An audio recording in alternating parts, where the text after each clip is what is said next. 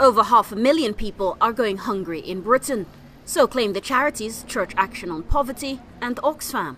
In their joint report, Walking the Breadline, the scandal of food poverty in 21st century Britain, the scale of destitution, hardship and hunger are even worse than thought. So many people are now struggling to feed themselves and going hungry is partly because of the rise in food prices. They've gone up a lot higher than general inflation over the past few months.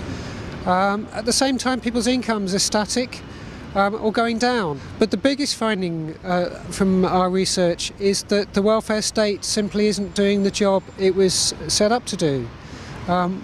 It was set up to provide a safety net so that when you fell into hard times, you wouldn't end up destitute and hungry.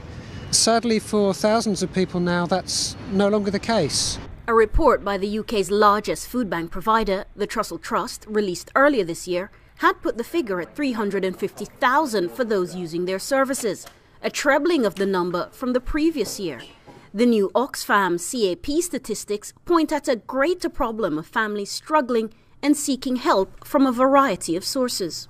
One of the great worries for anti-poverty campaigners is that the use of food banks is becoming increasingly a normalized part of the welfare state, with those families and individuals in dire need being forced into accepting emergency food handouts instead of having a thorough assessment made of the reasons behind their predicaments. There are also growing concerns that more families in work are unable to make ends meet at the end of the month, alongside benefit delays and sanctions adding to their woes. So what would the authors of the report like to see happen to stop more people from sinking into food poverty? The main recommendation from the report is that there should be an urgent parliamentary inquiry.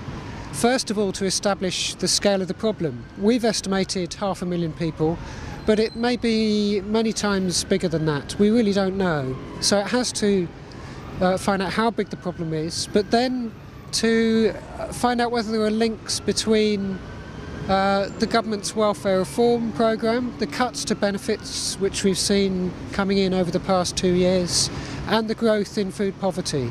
There is the fear that welfare reforms will leave many more in dire straits, but the Department of Work and Pensions insists the benefit system provided a safety net for essentials. Many of those falling ever deeper into food poverty would strongly disagree. Amina Taylor, Press TV, London.